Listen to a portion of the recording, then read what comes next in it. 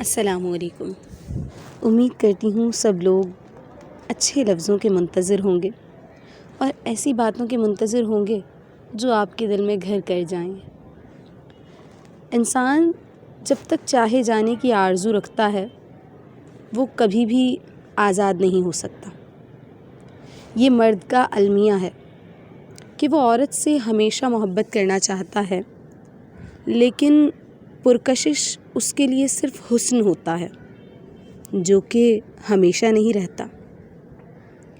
جو کسی ماں کے 7 بیٹے ہوئے اور 6 جنت میں گئے اور 7واں دوزخ میں، تو ماں کو جنت میں تلاش نہ کرنا، وہ تمہیں 7ویں بیٹے کے ساتھ دوزخ میں ہی ملے گی۔